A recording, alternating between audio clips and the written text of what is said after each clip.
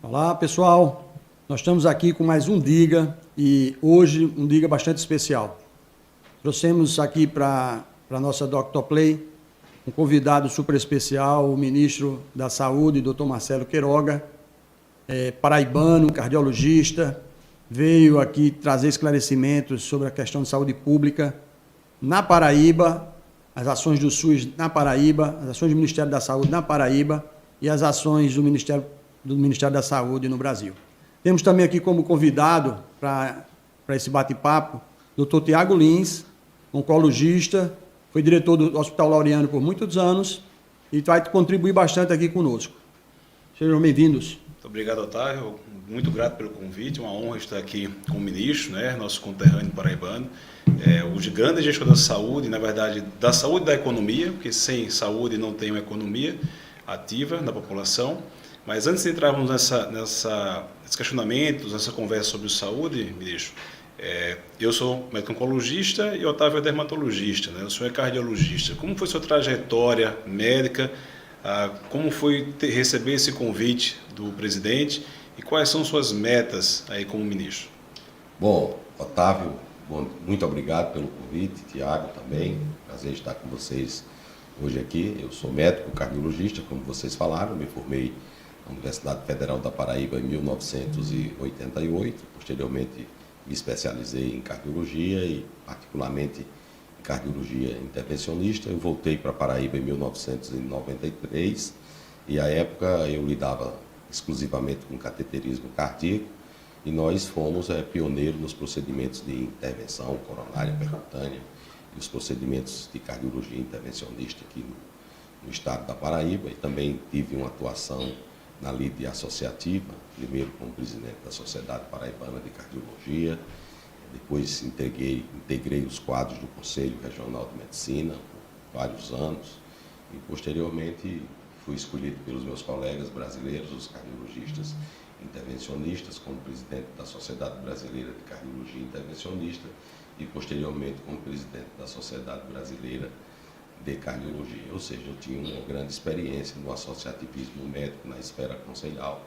Foi quando o presidente Jair Bolsonaro me convocou para cumprir essa missão. E à época nós vivíamos o momento mais difícil da pandemia da Covid-19. Era o início do pico da chamada variante Gama, que naquela época se chamava P1, onde nós tínhamos uma média móvel de óbitos superior a 3.000 casos. E hoje a média móvel de óbitos é inferior a 50 casos por dia. Então, de certa forma, eu considero que nós cumprimos a nossa missão de encerrar a emergência de saúde pública de importância nacional decorrente da Covid-19. É isso, muito fantástico. A gente sabe que as vacinas salvam vidas e todos nós aqui sobrevivemos à infância pelas vacinas, A tuberculose, as tríplices virais e as demais vacinas. Assumir o governo, a pasta da saúde diante da crise, com certeza trouxe muita dificuldade. Qual foi a principal dor dentro dessa fase e o que de fato realmente importou? Quais são as lições de enfrentamento dessa pandemia? Bom, as lições. Primeiro é que nós devemos fortalecer os sistemas de saúde de acesso universal, como é o caso do Sistema de Saúde do Brasil, o Sistema Único de Saúde. Segundo, é que nós precisamos fortalecer o nosso complexo econômico industrial da saúde, para que tenhamos condições de produzir insumos estratégicos para o sistema de saúde, não direcionado exclusivamente para a pandemia, mas para todas as ameaças que espreitam a saúde pública do Brasil e do mundo, porque os países estão inseridos dentro de uma ordem global. O Brasil é um país continental que faz fronteira com outros países e que, para que o nosso país esteja seguro do ponto de vista sanitário, é necessário que os outros países também estejam. Vejam, em 2019, o sarampo foi reintroduzido no Brasil pela fronteira do Brasil, Venezuela, Roraima. Então, para que o brasileiro tenha uma condição de saúde boa, é interessante que o irmão da Venezuela também tenha o mesmo a dizer do Paraguai, da Argentina, do Uruguai. Então, é uma política de natureza global. O Brasil, naturalmente, é um ator importante. Como integrante do grupo G20, o Brasil assumiu um compromisso, juntamente com os demais países do bloco, para fortalecimento do sistema de saúde de acesso universal e para o fortalecimento do complexo econômico e industrial da saúde. Interessante, Otávio, que o país é exemplo e nessa fase de vacinação na poliomielite, o estado da Paraíba já atingiu a meta, né, ministro, dos 95% de crianças vacinadas até os 5 anos de idade. E como é que está essa questão da polio? Porque foi uma celeuma muito grande a questão da poliomielite, se a vacina contra a poliomielite. Como é que está hoje a situação no Brasil? O Brasil tem uma das maiores políticas de vacinação do mundo, né? O Programa Nacional de Imunização do Brasil. Ele foi instituído em 1975, à época o presidente da República era o presidente Ernesto Geisel, e ele é o desaguadouro de uma longa tradição do nosso país em relação à vacinação. Todos nós nos lembramos do que aconteceu no início do século XX com os esforços pioneiros de Oswaldo Cruz, né? À época existiu a chamada revolta da vacina. As pessoas não queriam tomar a vacina e, a partir daí, essa cultura de vacinação ela foi aumentando no povo brasileiro, né? A vacinação da polio é o exemplo mais eloquente da importância das vacinas que conseguimos erradicar a poliomielite. Aqui na região das Américas, a poliomielite foi erradicada em 1994 e o último caso de poliomielite que houve no Brasil foi em 1989, justamente aqui no estado da Paraíba, na cidade de Souza, né? Recentemente foram diagnosticados casos em Israel e nos Estados Unidos, além de que se verificou a presença do vírus na região de esgoto lá da Inglaterra. Existe alguns casos em alguns países da África, etc. E por conta disso é necessário que tenhamos a cobertura vacinal da população reforçada. Durante a pandemia e mesmo antes da pandemia, nós já verificávamos uma redução das coberturas vacinais de uma maneira geral e particularmente da poliomielite.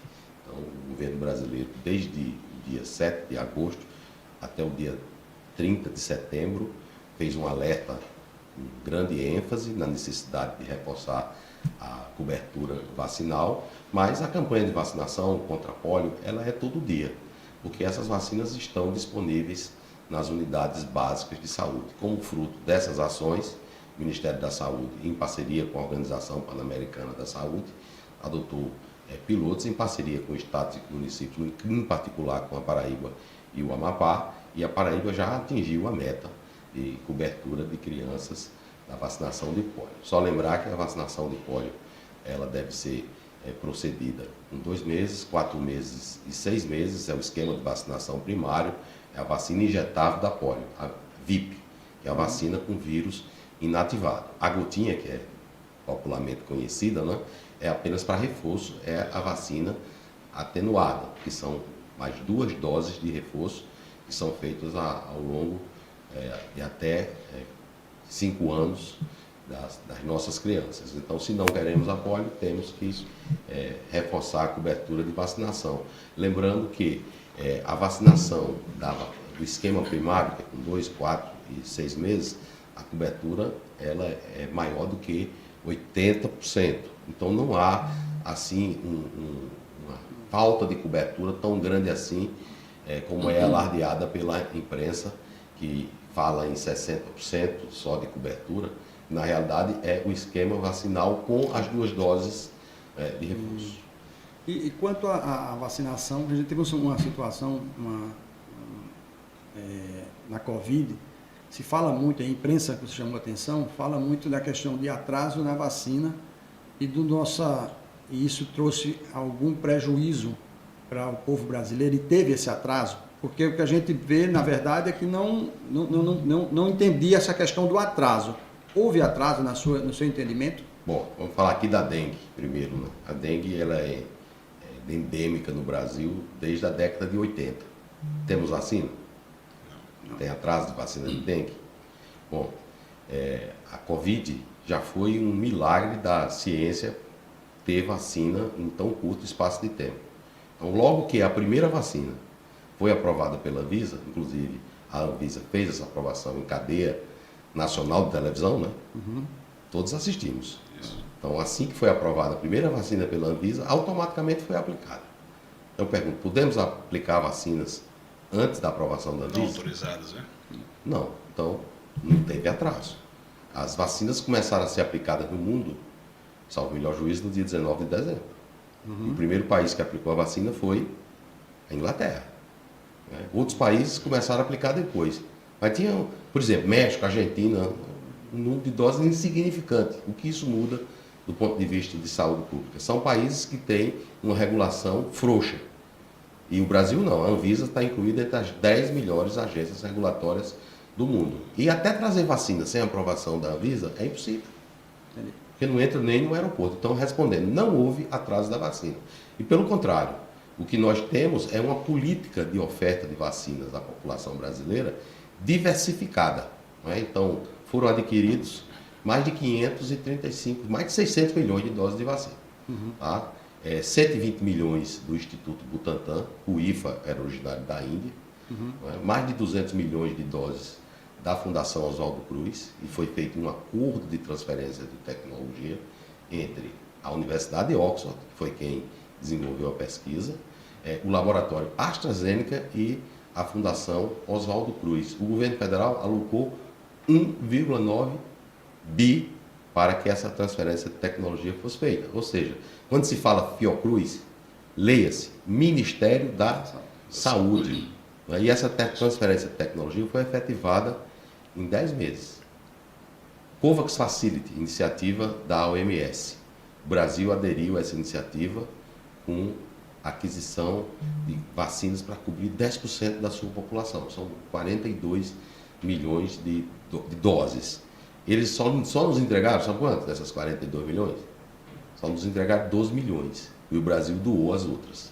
Só para mostrar que às vezes fazem umas continhas, né, de um suposto atraso, contas totalmente sem fundamento. Porque se eu fosse fazer as contas considerando as vacinas que COVAX não me entregou, eu ia botar O país foi os mais supostos ágil do óbitos que a evitados, não é, na conta de quem?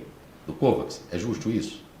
Claro que não. Só com a Pfizer foram adquiridos 300 milhões de doses. Janssen, 40 milhões de doses de vacina. E todos aqueles acima de 3 anos que desejarem vacina, as vacinas estão disponíveis. Aqui mesmo, na nossa região, o consórcio de governador disse que ia trazer vacina. Quantas doses trouxeram? 0. Nenhuma. Então vamos botar na conta deles também, o atraso. Porque eles não trouxeram as doses de vacina. Então, do ponto de vista prático, todas as doses de vacinas foram adquiridas pelo Ministério da Saúde e foram distribuídas para estados e municípios. Isso aí é mais de 35 bilhões de reais. O Ministério da Saúde despende com vacinas por ano mais de 40 bilhões de reais. É um dos maiores programas públicos de vacinação do mundo. Por exemplo, vacinas para HPV. O Ministério da Saúde distribui. Vacina para gripe. Sabe quanto é que nós gastamos com a vacinação da gripe, Tiago? Você que é oncologista? 1,2 bi. Sabe quanto nós gastamos com cirurgia oncológica no SUS? 900 milhões. Nós gastamos mais com vacina da gripe do que cirurgia oncológica. Exato. Se nós fôssemos colocar dentro de um elenco de prioridades, talvez a conclusão fosse que nós devêssemos trabalhar fortemente para reduzir os preços dessas vacinas, que são muito elevados. Mas agora com o parque industrial brasileiro, que tem crescido, você acha que a gente consegue uma autonomia nesse setor a partir de que tempo? Bom, a vacina da gripe já há uma transferência de tecnologia efetivada, né? Com o Instituto Butantan, ele produz a vacina da gripe, é uma vacina trivalente, e essa parceria de transferência de tecnologia foi feita com a GSK. O Brasil produz vacinas para febre amarela, é um dos únicos países do mundo que produz vacina para febre amarela. Agora temos condições de produzir a vacina Covid com o IFA nacional, na Fundação Oswaldo Cruz, e a vacina do vetor viral recombinante, né? Então, já temos a condição de fazer. Agora, nós não sabemos, ninguém sabe, o mundo não sabe qual que é a melhor estratégia de vacinação para o ano de 2023. Por exemplo, é necessário vacinar toda a população?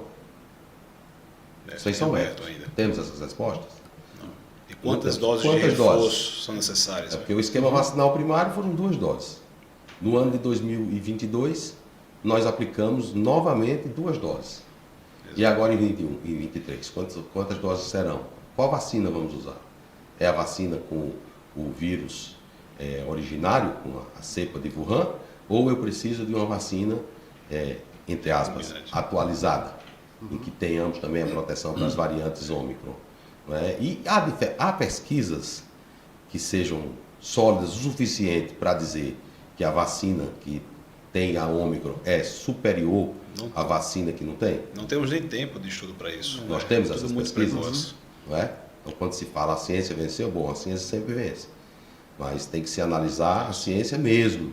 Não é essa ciência self-service. De especialistas que não publicam um assunto, um artigo original sobre o tema. Vai lá na PubMed, vai na Medline, procura lá.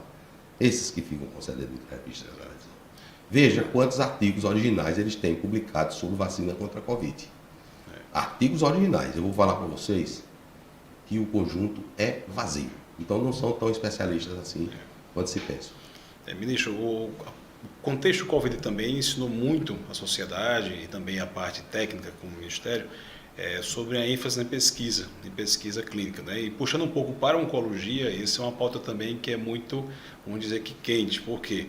Porque a incorporação de tecnologias, a parceria público-privada com essas empresas que compõem novas tecnologias de tratamento, elas podem ser otimizadas aqui no país, porque tem muito delay ainda da pesquisa clínica no país, seja pela Anvisa, pelo Comitê de Ética, e existem 2 projetos de lei lá em Brasília. Um é do Paulo Paim, que fala de quebra de patente em casos de emergência, que já virou uma lei, inclusive já foi vetada pelo próprio presidente, ele reapresenta como um novo código de projeto de lei. Porque, e do ponto de vista de gestão, qual seria a empresa que investiria em tecnologia sabendo que a patente seria quebrada no dia seguinte? Essa é uma grande dúvida que já joga a pergunta para o senhor. E o segundo é o projeto que é mais coerente da Ana Amélia, que faz o regimento, de fato, da pesquisa clínica no país, e um regimento que deixa a pesquisa mais continental, mais nacional. Porque o que acontece hoje, nós temos diversos centros, comitês de ética em pesquisa, locais, disseminados, mas são muito mais comitês para projetos acadêmicos, não para pesquisa clínica. E quando a Plataforma Brasil, através da CONEP, autoriza o projeto, por vezes nós temos que replicar no comitê de ética local. Isso demora muito. E as pesquisas elas vêm do exterior, na sua grande maior parte, né? Então esse tempo, esse processo burocrático, às vezes impede de um país continental, multiético como os nossos, de participar da pesquisa tendo um grande benefício. E do ponto de vista prático na oncologia, o que acontece?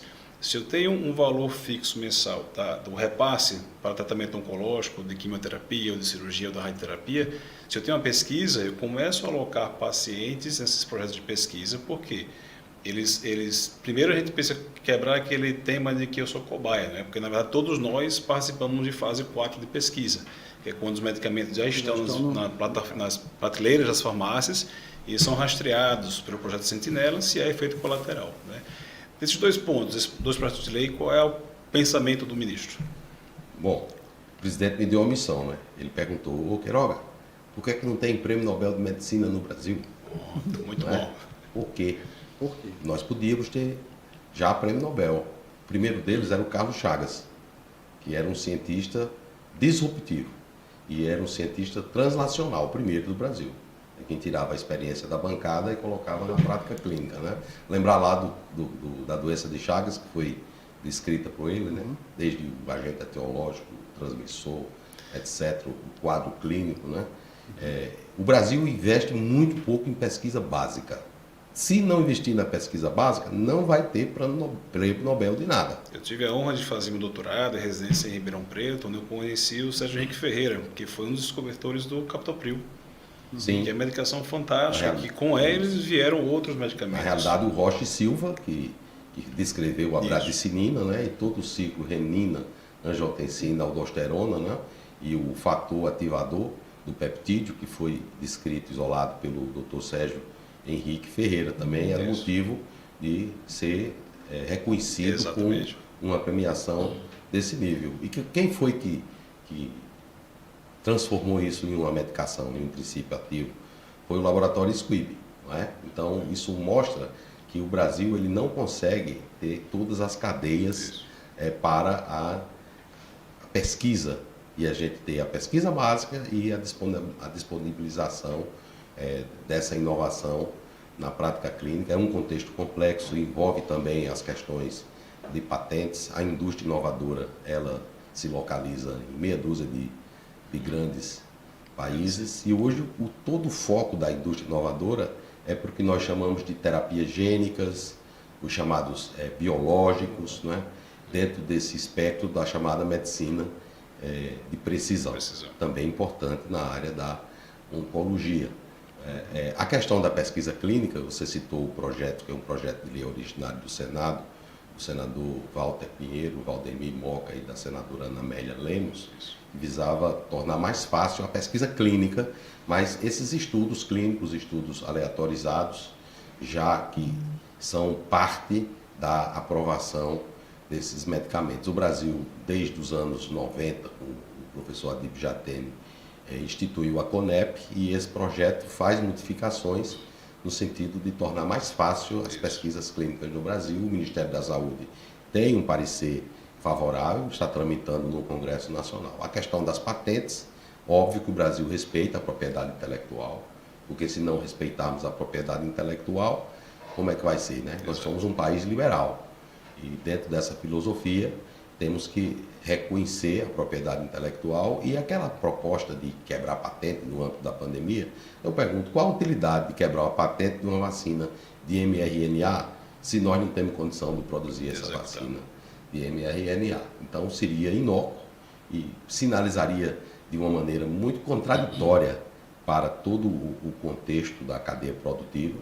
E isso poderia piorar a situação do nosso complexo econômico e industrial da saúde. Veja o que acontece com os insumos farmacêuticos ativos.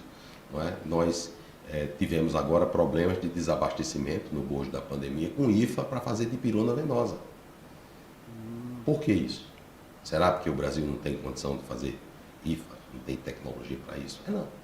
É porque não houve um direcionamento do nosso país, a política industrial na área da saúde que foi colocada, uma política errada, não é? E hoje a gente sofre as consequências dessa política errada, daquela gente que no passado prometia o céu e entregava o inferno. Não é? Quer outro exemplo? Hemobras, aqui pertinho, em Goiânia, vocês conhecem. Eu ia ter perguntado. Lembra? Deixa de as pesquisas e os trabalhos da Hemobras fazerem parte de publicações nas revistas científicas e entram para onde? Entram para o ementário da Justiça. Entra para a folha dos inquéritos da Polícia Federal. Dinheiro caindo de prédio. Quer dizer, para que a Hemobras foi desenvolvida? Foi para o fracionamento do plasma. Exato. Então, recolher o plasma excedente, fracionar o plasma para termos albumina e imunoglobulina. Ficou parado. E para fazer a transferência de tecnologia para o fator 8 recombinante. Agora, em abril de 2023, a Hemobras vai ser entregue à população brasileira. E hoje, em função do que nós temos parceria com a Oxfam na Suíça, 10% da imunoglobulina e da albumina brasileira já são distribuídas pelos Hemobras, a parceria com a Oxfam. Né? Então, é um contexto multifacetado que temos que apoiar, mas não é função somente do Estado. Quantos por cento das pesquisas são custeadas dos Estados Unidos pelo Estado? O NIH investe em cerca de 30% de pesquisa, o resto é iniciativa privada. É a indústria farmacêutica que investe na pesquisa e faz parceria com as universidades, seja as universidades públicas, seja as universidades privadas. O Brasil também não pode ser só um palco para recrutar paciente para ensaio clínico randomizado. Não pode. Não é? Veja, genérico foi importante para o Brasil? Foi. Claro que foi. Mas a indústria de genérico não tem produzido IFA. Hoje o foco são os biológicos. Deles, né? Nós temos as parcerias de desenvolvimento produtivo, os PDPs. Dá para esperar 10 anos para transferir a tecnologia? Quer dizer, a política que foi instituída em 2011, o que resultou efetivamente de princípios ativos produzidos no Brasil. Na área de química, menos de 20, não é? Em uma década. E na área dos biológicos, Nenhum. E essa situação se deve mais à participação pequena do Estado em fomentar esse tipo de indústria, ou é a indústria que prefere investir nos outros países, como Índia, China? Eles têm... Sinceramente, Otávio, eu estou mais preocupado com o saneamento básico das cidades com menos de 15 mil habitantes, que é uma atribuição da FUNASA, não é? Claro que é importante a pesquisa, mas nós temos muitas outras coisas a completar e a resolver com a população brasileira. A indústria tem que investir. A grande indústria inovadora, ela investe na pesquisa nos países deles. Então, a AstraZeneca é o que é? Suécia com Inglaterra. Roche, que é? Suíça. Sanofi, França, Pfizer, Estados Unidos. Então, eles têm que vir para o Brasil, porque o Brasil, a assistência farmacêutica pública, 75% é custeada pelo Ministério da Saúde. Então, nós já garantimos compra e com preços bons. Não é? Eu ainda vou fazer parceria de desenvolvimento produtivo para, durante uma década, a indústria inovadora vender sem licitação? Fala.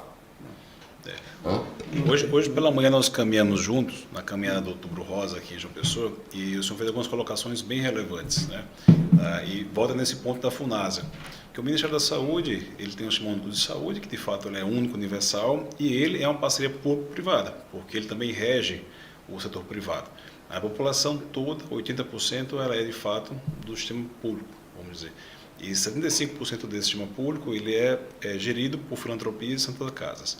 Mas do ponto de vista de realização de mamografia, de tratamentos oncológicos que são onerosos, como é que a gente visualiza o contraponto ou a estratégia do Ministério de unir, talvez, universidades, o Ministério da Educação com a da Saúde, Fiocruz, FUNASA, para ter essa ponta de prevenção? Eu acho que aí, a linha do raciocínio que você tem colocado muitas entrevistas da prevenção, da saúde e não da doença. A cultura, Tiago, do brasileiro é a cultura hospitalocêntrica. Mesmo no setor privado, as pessoas sentem uma dor de cabeça, eles vão para onde? Vão para o hospital. Exato. Não é? Essa é a cultura hospitalocêntrica. Há necessidade de mudar isso. Então, nós temos que fortalecer a atenção primária. Nesse sentido, o Sistema Único de Saúde é um dos que tem maior rede de atenção primária do mundo. Foi por isso que nós conseguimos superar a emergência de saúde pública decorrente da Covid-19. Sabe quantas unidades básicas de saúde nós temos? 48 mil. Então, onde há SUS, né, há Brasil. Onde há Brasil, há SUS. É um binômio indissociável. Em todos os 5.570 municípios, nós temos atenção primária à saúde. Hospitais. Nós temos 7 mil hospitais no Brasil. São 500 mil leitos de hospitais. Destaque que de 2008 a 2018, fecharam 40 mil leitos, tá?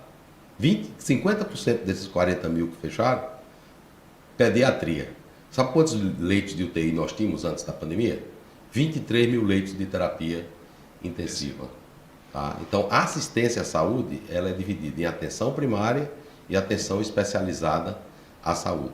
Temos reforçado a atenção primária. O orçamento do Departamento de Atenção Primária em 2018 era cerca de 17 bilhões de reais e em 2019 foi criada a Secretaria de Atenção Primária à Saúde, SAPS, não é só uma sigla não, é um compromisso.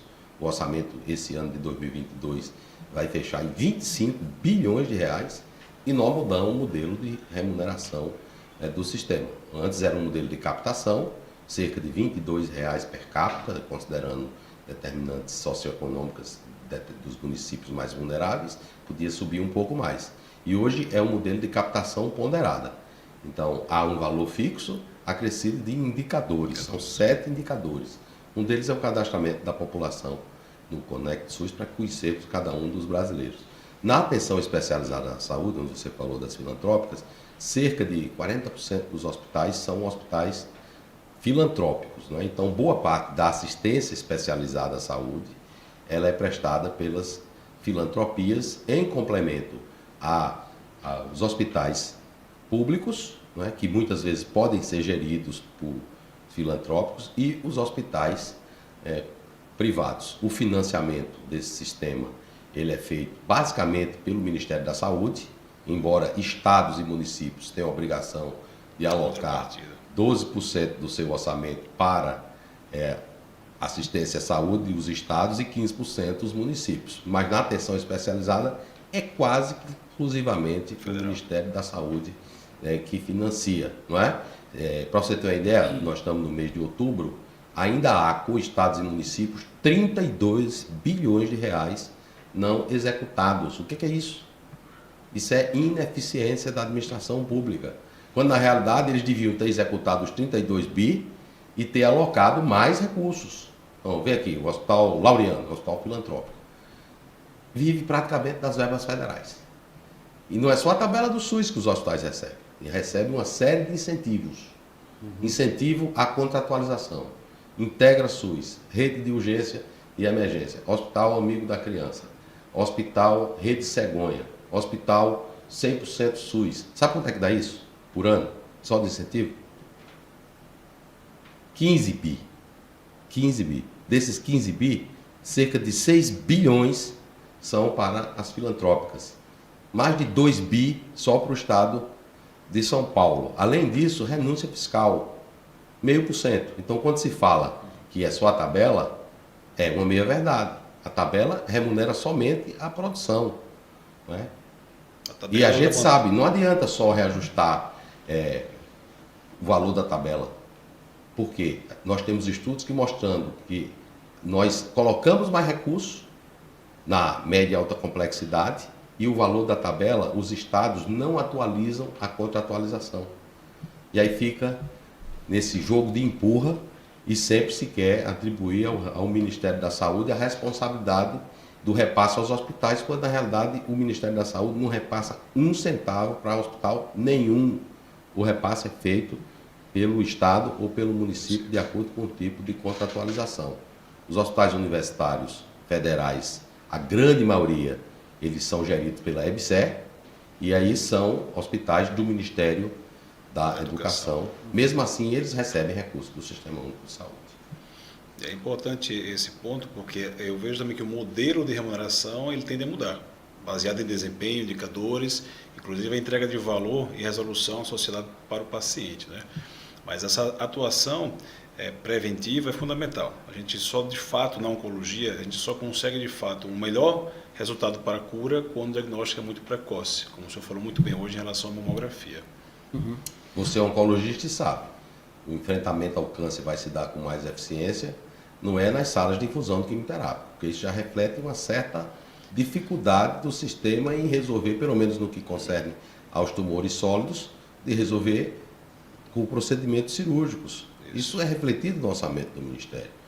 Cerca de 900 milhões são alocados pelo governo federal para as cirurgias oncológicas, 500 milhões para a radioterapia e 2,6 bilhões para os tratamentos antineoplásicos, quimioterapias, anticorpos monoclonais, imunoterapia, enfim. Não que devamos reduzir o orçamento, mas temos que ter uma lógica diferente, que na realidade premie mudança de desfecho. Puxando a brasa aqui para o meu assado, que é o assado da cardiologia, nós já fizemos o programa QualiSUS Cardio. Fizemos uma revisão em toda a tabela de materiais da alta complexidade cardiovascular. 57 itens. Desses 57, nós elevamos os preços de 36. 36. Houve itens que nós elevamos em 120%. Por exemplo, os circuitos de circulação extracorpórea, há 2 indústrias no Brasil. Se nós não corrigíssemos, sabe o que ia acontecer com essas indústrias? Fecharia. Iam quebrar. Exato. De onde vinham os circuitos de extracorpórea? Incorpora. Da Ásia. Importação. É isso que nós queremos para o nosso complexo industrial de saúde. Mas em contrapartida, tinham 12 itens que os preços estavam elevados. Por exemplo, estentos coronários, marca-passos cardíacos, desfibriladores cardíacos. E o Ministério da Saúde, como eu falei para vocês, é o maior comprador do Brasil. E nós comprávamos esses itens para os hospitais federais. Por exemplo, um tipo de desfibrilador multissítio com ressincronizador, nós adquirimos no Instituto Nacional de Cardiologia a R$18 mil. O Ministério da Saúde pagava 50 mil. O que eu fiz? Eu cortei. Isso resultou numa economia de cerca de 280 E aí realoca milhões de reais. O que eu recurso. fiz com esses 280 milhões de reais? Coloquei esses recursos para o procedimento médico, ou seja, não foi reduzido sequer um centavo do recurso MAC. E nós fizemos uma análise dos hospitais, mais de 205 hospitais da rede de alta complexidade cardiovascular, em relação à mortalidade, duração da internação hospitalar, reinternação, e classificamos esses hospitais de A a D. O A, que é o que tem os melhores resultados, em determinados procedimentos, que são os procedimentos de cirurgia, de revascularização, de substituição de válvula, tem um valor ampliado em 75%. Ele é bonificado, né? Uma cirurgia de revascularização, ela, no hospital A, sai de R$ 9.000 para R$ 17.000. E nós vamos monitorar esses resultados. Daqui a 2 anos, quem tiver resultado melhor vai subir de categoria. Quem não conseguir manter os resultados vai cair de categoria. Nós vamos fazer isso também na oncologia. Naturalmente que alguns ficaram insatisfeitos com esse tipo de situação. Por quê? Porque estavam acostumados com aquele modelo anterior. Alguns hospitais, mas a gente vive dessas margens de comercialização. Hospitais não são estabelecimentos comerciais. Os hospitais existem para atender a população. E eles têm que ser remunerados de maneira própria. A mudança de remuneração ela vai acontecer. Nós vamos sair desse modelo, dessa tabela, que é uma ferramenta arcaica que não serve para remunerar, e vamos mudar, já temos todas as condições para instituir o DRG, né, que se remunera de acordo com grupos de diagnósticos específicos. Temos um memorando de cooperação com a Dinamarca, que é um país que faz isso com muita propriedade, e para que isso aconteça é necessário que tenhamos os dados. A Rede Nacional de Dados em Saúde, que já está bem consolidada, vimos agora em relação ao sistema do SI-PNI, com as informações praticamente diárias de vacinação de Covid-19, e nós temos condição de receber um conjunto mínimo de dados. E esse conjunto mínimo de dados vai sendo ampliado, e aí eu consigo saber o desempenho nos hospitais. Então tem que fazer uma ponderação entre o volume e as entregas. Um indicador, por exemplo, permanência do paciente na intubação orotraqueal, quando está no respirador. Então, um hospital que tem uma permanência menor é um hospital mais eficiente. Né? E a gente também vai avaliando a complexidade dos pacientes, eu vou sabendo se não está havendo um viés de seleção entre os hospitais. Não é? Então, isso aí é o que sinaliza a evolução do sistema de saúde no futuro em relação à remuneração. A título de conhecimento, já no presente, a ABFIC, junto com a Portaria da Pediatria e da Oncologia, já defende o DRG, e o Laureano já está implantando o DRG para parametrização dos indicadores para ter essa relação com o Ministério da Saúde. Isso é muito bom. E concordo demais com o senhor, ministro, quando o senhor fala que o custo alocado em sala de quimioterapia não traz um resultado. Eu defendo muito que é na sala de aula que a gente vai conseguir, de fato, mudar a história da oncologia aqui do país.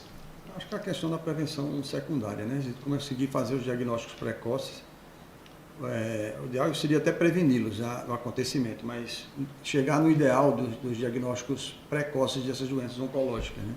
No câncer de pele, que é a área que eu atuo, a oncologia cutânea, a gente ainda tem situações dramáticas, e olha que é uma lesão que a pessoa está vendo aquilo. Né? Por que é que ele chega numa situação avançada para a gente? E ainda chega muito paciente com um câncer de pele avançado. A gente não consegue entender por que ainda está dessa maneira. E mesmo dentro do sistema suplementar. Embora que seja menor do que o público, né? A gente encontra essa situação muito no serviço público. Quando eu estava no Hospital Laureano, a gente tinha uma espera de quase 6 meses para ele chegar no especialista, e os 3 a 4 meses para ele fazer o procedimento cirúrgico. Né? Imagine numa doença que pode evoluir nesse intervalo com aprofundamento da lesão. Né?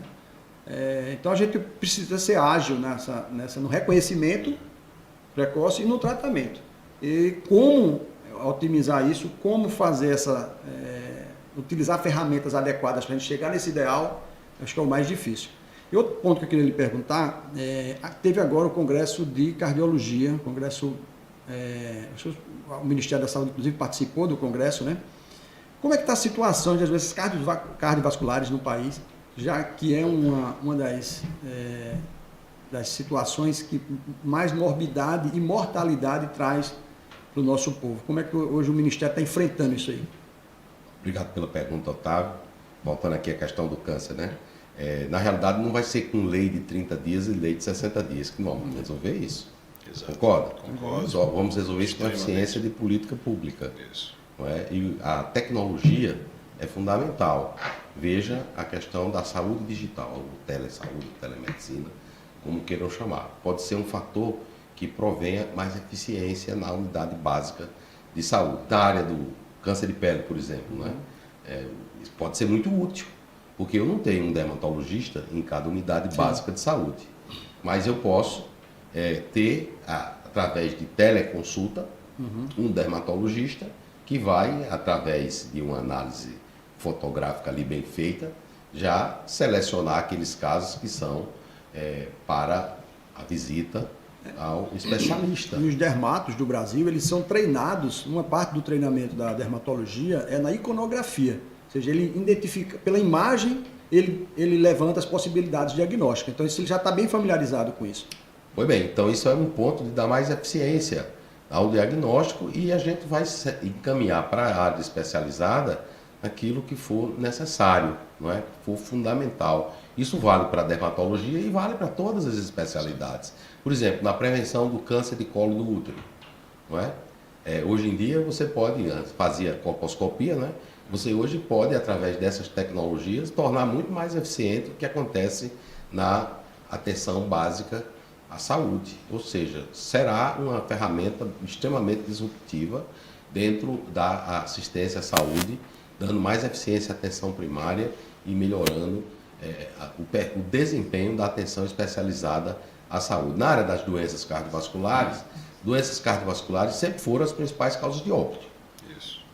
Durante a Covid-19, esses indivíduos com doenças cardiovasculares foram os que mais morreram. Nós vivemos uma transição demográfica. Então, com a transição demográfica, cada vez mais teremos casos de pessoas com doenças cardiovasculares e com neoplasia. Então, isso tem que estar no horizonte da gestão pública, né? E na atenção primária à saúde, o programa Previne Brasil já tem como metas controle da pressão arterial. Então, os municípios que fazem a verificação da pressão arterial e o controle de maneira adequada recebem mais. Controle do diabetes, combate ao tabagismo, estímulo à prática de atividade física. Então, com essas ações, nós vamos reduzir mortalidade cardiovascular no Brasil. E são os mesmos fatores de risco do câncer. Por exemplo, a obesidade é um fator de risco para o câncer de mama, assim como o sedentarismo, não é?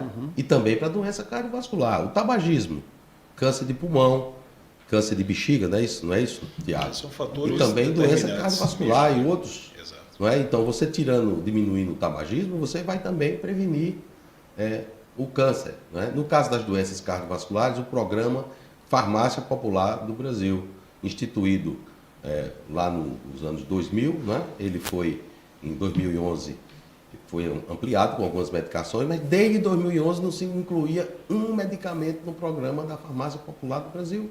Nós agora colocamos 5 medicamentos. 5. Metoprolol, furosemida, espironolactona, besilato de amlodipina e dapaglifosina. Dapaglifosina é um inibidor da SGLT2, é um medicamento inovador que ainda está protegido sob patente. E esse colocamos em esquema de copagamento, o indivíduo só paga 10% do valor do medicamento. E esse medicamento, ele reduz complicações renais e ele reduz mortalidade cardiovascular nos diabéticos, não é? Não podíamos continuar tratando diabetes com glibencamida e metformina, não dá. Eu vou ter o resultado dos anos 80, meu caro, em relação à redução de mortalidade. O infarto é a doença que mais mata no Brasil. O maior número de óbitos é por infarto, principalmente na região sudeste e na região sul. 30% morrem antes de chegar no hospital. O que é que eu vou fazer? Eu tenho que chegar antes com o tratamento. E o tratamento é o fibrinolítico. Nas mais de 600 ambulâncias de suporte avançadas do SAMU, nós criamos a possibilidade agora de ter trombolíticos disponíveis para já fazer o medicamento dentro da ambulância. Para isso, triplicamos os recursos em trombolíticos. Saiu de 15 milhões de reais ano para 45 milhões de reais ano. Criamos a possibilidade do tele-ECG na ambulância do SAMU, bem como uma tele-interconsulta para que o urgencista da USA ele consiga conversar com um especialista em cardiologia de uma das unidades ou centros de alta complexidade cardiovascular, de tal maneira que esse indivíduo seja rapidamente encaminhado para o centro especializado, não é? E a meta, não tem essa história de não estabelecer meta e depois diz que vai dobrar, não. Nós temos uma meta.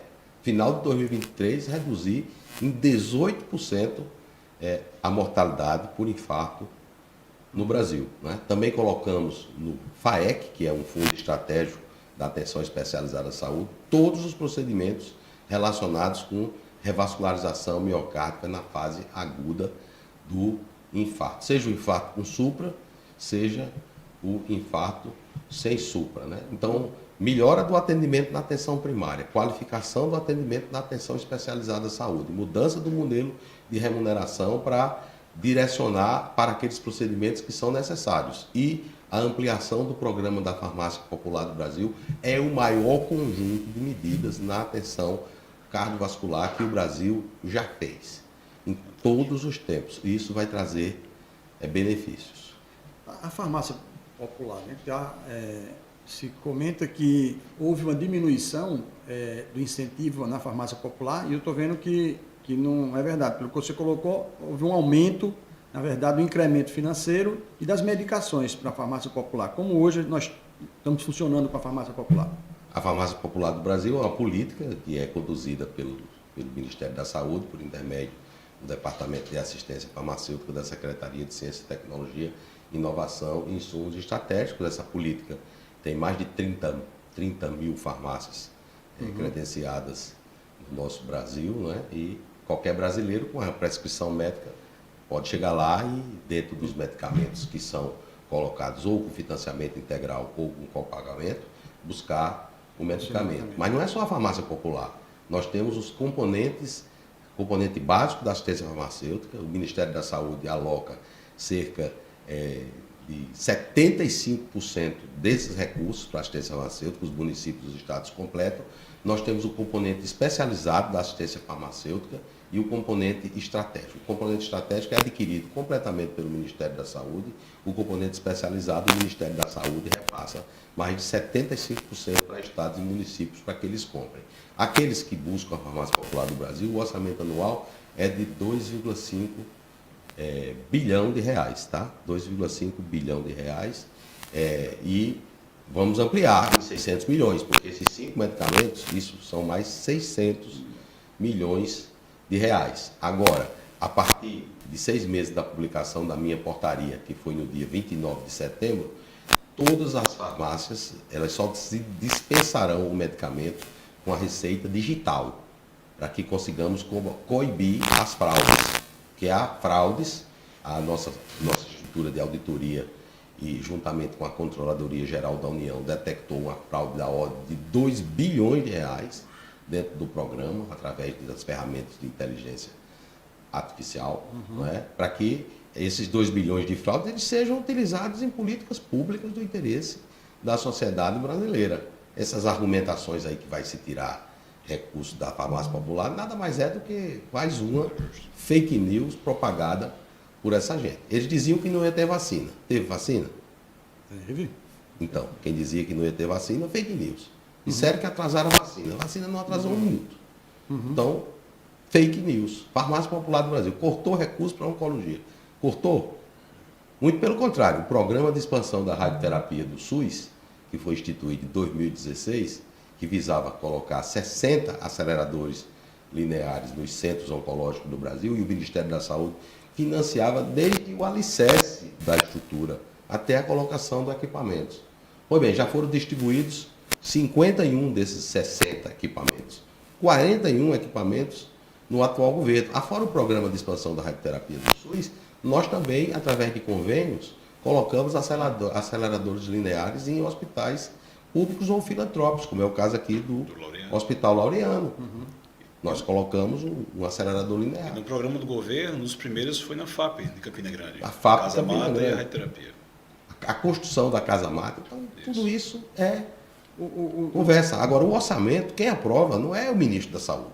Se fosse eu que definisse qual era o meu orçamento, estava Sempre tudo ia certo, pedir era uma mais, né? maravilha. Quem aprova o orçamento é o Congresso Nacional. Por que que nós tivemos cortes na saúde? Porque quem estava no governo até 2016 quebrou o país. Quebrou o país. Pedalar faz bem à saúde, né? Prática de atividade física. Mas pedalar dentro do orçamento quebra o país. Aí veio a emenda constitucional número 95, chamada PEC do teto. Emenda do teto. Então o orçamento do Ministério da Saúde, ele só pode crescer o IPCA. Então só tem a correção da inflação. Só que os gastos em saúde, eles crescem muito mais do que o IPCA. Por uma série de motivos. Primeiro, porque amplia o acesso. Cada vez que o país melhora, mais acesso. Também aumenta. Segundo, né? porque a população aumenta e ela envelhece. Isso. E terceiro, por conta das inovações e tecnologias. E aqui teve nós tivemos um DIGA, acho que o DIGA da semana passada, com o neurocirurgião Rodrigo Marmo.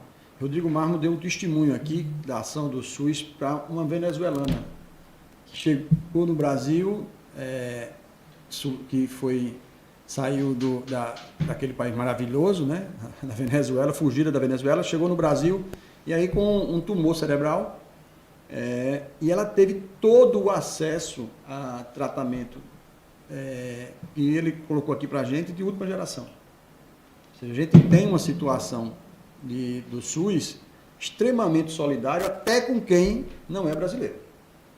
A Venezuela, Venezuela é um país maravilhoso, como você falou. E o povo da Venezuela também é também. maravilhoso. Agora o governo É é horrível. Destruiu o país. Destruiu. Não é? A gente está vendo o que está acontecendo aqui na América do Sul. América do Sul Com esses governos que prometem o céu e entregam o inferno. Como é que está a situação da Argentina? A inflação? A Colômbia agora? Retrocesso? Eu estava conversando agora no Congresso de Cardiologia com um colega do Chile. O Chile fez uma opção, a população chilena já não aprovou a tal constituinte que eles queriam fazer. Não é? Então, quanto menos Estado, melhor. Quanto menos Estado, menos corrupção. Quanto menos imposto nas costas do povo, melhor. O dinheiro circula na mão das pessoas. O dinheiro tem que Gera circular, gerar riqueza. Não é? E nós temos que, no sistema de saúde, mais eficiência. Antes de pedir mais recursos, bom, eu quero mais recursos. O ministro, quanto mais recursos, melhor para mim. Mas antes de pedir mais recursos, que é esforço tributário da sociedade, eu preciso ter eficiência no SUS. Não é? Esses 32 bilhões que não foram gastos. Ineficiência no sistema de saúde. Então precisa eficiência, precisa transparência, precisa mais concorrência. Setor privado, tá beleza? Tá. Saúde suplementar, tá bom? Não. Hã? Não tá. Eu vou dizer, qual que é, vocês aqui que são meus colegas, qual é a operadora de plano de saúde que tem uma atenção primária igual a do SUS? Nenhuma. Hã? Fala para mim. Não tem. Nenhuma, conjunto vazio, zero. Zero. Chega num hospital da saúde suplementar, vai no pronto-socorro, vai no PA. Como é que tá? Sempre lotado. Ou seja, padece do mesmo problema do setor público. E até pior, porque o indivíduo está pagando para ter uma assistência hipoteticamente melhor. E não é. O que aconteceu com esse setor? O setor foi regulamentado em 98. Antes não tinha regulamentação. A regra era o quê? Era o contrato. E a partir de 98, a lei, se eu não me engano, é 9656 de 1998, ela regulamentou o setor. Tinham 2.000 operadoras. Quanto é que nós temos agora? Menos de 700, tá? 600, quase 700. O que houve? Concentração empresarial. Conglomerização dentro do setor. Isso trouxe melhor resultado para quem contrata um plano de saúde? Não necessariamente. Então, existe o CONSUL, que é o Conselho da Saúde Suplementar. Eu presido. Eu, o Ministério da Economia, o ministro Guedes, o ministro antes da Justiça e o ministro da Casa Civil, Ciro Nogueira. De 98 para cá, sabe quantas diretrizes de política pública ligadas ao setor da saúde suplementar houve? Vocês sabem? Não. Uma. Sabe quem fez? Eu. Por quê? Deixa lá. O Estado, com seu poder regulador, não observava isso. O que acontece? Conglomerização, verticalização, demora para a incorporação de tecnologia, 1 década para incorporar a tecnologia no sistema de saúde suplementar. Não é sistema de saúde suplementar, porque nós só temos um sistema de saúde, é um sistema único. O que está acontecendo agora? Concentrações imóveis na tua área da oncologia mesmo. Tem grupos. Então, se essas concentrações elas vêm para trazer eficiência na assistência, maravilha. Mas se vem para entregar realização de exame desnecessário e utilização de esquemas de antineoplásicos cada vez mais caros e sem eficiência comprovada, muito obrigado. Muito obrigado. É uma lei mandrake aí para colocar quimioterapia oral em 48 horas na saúde suplementar. Chegou para mim lá, eu sugeri ao presidente o veto. O presidente me ligou, Queiroga apoia os pacientes com câncer. Eu digo, presidente, isso aqui não é para paciente com câncer. Né? Imagina, os medicamentos que são aprovados pela Anvisa, boa parte deles estão em fase 2. Boa parte deles. Você perguntou pela Inês Gadeira? Pergunta para a Inês, que está há 30 anos no Ministério da Saúde. 30? Não, sei lá, bem 50. Precisamos corrigir isso, pessoal. No lugar desse modelo aí de querer colocar remédio por lei, nós fizemos o quê? Uma medida provisória que foi convertida em lei. É a Lei 14.307 de 2022. Tá? Então, essa lei estabeleceu um prazo para que a agência avalie. No caso da oncologia, 120 dias. Agora, você que é dermatologista, melanoma maligno, nós colocamos lá o nivolumab dentro do sistema de saúde, para tratar o melanoma maligno. Pois bem, o nivolumab, que é o anticorpo monoclonal, já começa, não, porque ele pode ser usado no câncer de fígado. Bom, pode ser usado, mas não é a ciência que vence. Então, cadê a evidência científica? A autorização é para melanoma, né? Então, onde é que está a evidência científica? Me mostra a evidência científica. É contra a química. Não, sou a favor. Mas para que a gente consiga dar acesso, é preciso sistemas de saúde sustentáveis. Agora mesmo, um novo medicamento para melanoma maligno, o Veal. Aí chega um caso judicializado. Um medicamento, se eu não me engano, Tebenda FUSP. Então, esse medicamento é um medicamento que recebeu uma autorização do FDA agora. O NICE diz que esse medicamento não tem comprovação para ser usado no sistema de saúde inglês e vem se judicializar um paciente em terapia experimental, R$1 milhão. Sabe quanto de judicialização? No ano de 2021, só com a União? 2,2 bi. Para atender, sabe quantos pacientes? 6.600 pacientes. E muitos são pacientes da rede suplementar, complementar. É porque não tem paciente de rede suplementar. Todos são brasileiros. Todos são brasileiros. Têm acesso ao SUS. Aí judicializam sempre. Judicializa em relação à União, aos estados e aos municípios. Eu falei aqui que a farmácia popular do Brasil era 2,5 bi por ano. Pois bem, para tratar 6.600 pessoas, 2,2 bi. Não é correto isso. Não é a maneira adequada de se introduzir tratamento no sistema de saúde do país. Nem no setor privado e nem no setor público. Nós mudamos a regra da Conitec. Nós mudamos. A Lei 14.313 de 2022. Antes ainda, como médico, propus ao nosso ex-senador Cássio Cunha Lima. Ele apresentou um projeto de lei. Esse projeto foi feito um substitutivo, já por iniciativa minha, junto ao nosso líder à época no Senado, Fernando Bezerra Coelho, e mudamos a lei. Então a lei hoje diz o seguinte, que o Ministério da Saúde deve estabelecer um parâmetro claro para a incorporação de tecnologia no SUS. Chama AICER, né? Razão de custo e efetividade incremental. Os sistemas de saúde de acesso universal utilizam esse tipo de parâmetro. Não é? E nós criamos a distribuição aleatorizada das demandas de avaliação de tecnologia em saúde no SUS, através dos núcleos de avaliação de tecnologia em saúde. Antes, esses núcleos, que são aquelas pessoas com grande expertise das universidades, dos hospitais federais de grande relevo, eles não participavam desse processo de maneira formal, eles não estavam incluídos dentro da lógica da legislação brasileira. Não é? Então, isso aí resultou em uma nova Conitec, uma Conitec que terá hoje 15 integrantes, inclusive um participante da Associação Médica Brasileira, um participante dos núcleos de avaliação de tecnologia em saúde, os membros do Ministério Público Federal através do Conselho Nacional do Ministério Público, tem assento sem direito a voto, naturalmente eles não têm expertise técnica, da Defensoria Pública da União e do CNJ, para que a gente consiga que essa instância administrativa prioritária ela seja acreditada pelo Estado brasileiro de uma maneira geral. Se deixe de condenar a União, os estados e municípios a implementar políticas públicas que não fazem parte do rol de políticos do Sistema Único de Saúde. Que sejam efetivos também, né? Que não deem um resultado esperado para a sociedade, não apenas para o indivíduo. Pois bem, é isso que precisamos fazer.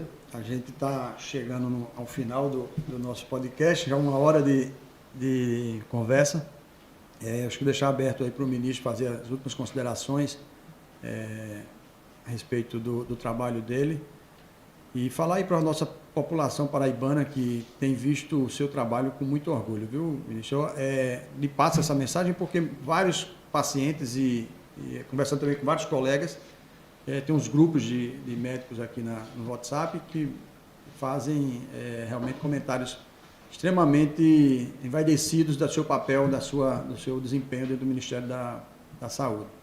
Então, está aberto a você falar dessas suas ponderações. E complemento também, ministro, que eu fico muito feliz como cidadão e como médico oncologista de ver seu entendimento da oncologia. Isso é muito bom.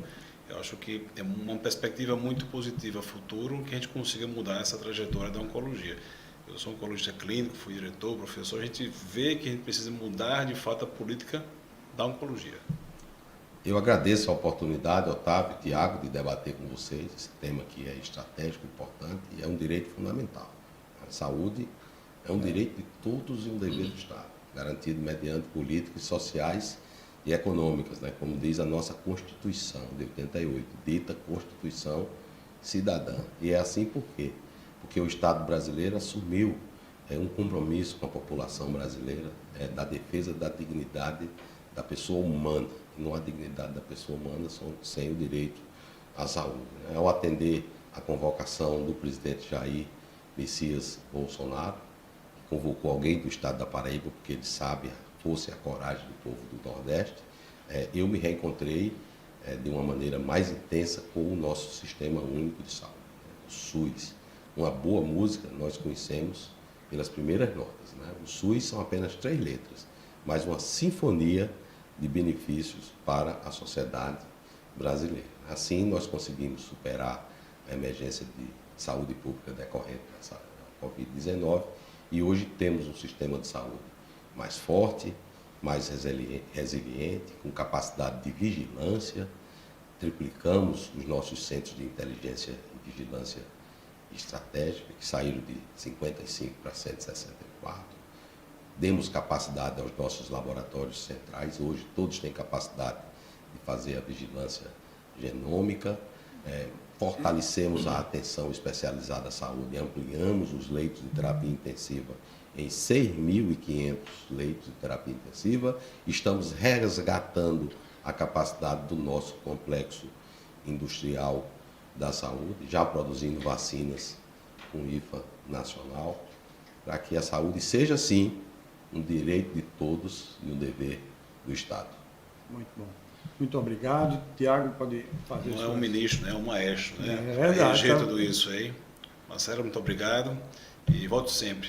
Foi muito bom esse bate-papo aqui. Então a gente deixa um abraço a todos que assistiram o nosso podcast. Na semana que vem teremos mais conversas com os nossos profissionais de saúde do estado da Paraíba. Um grande abraço a todos.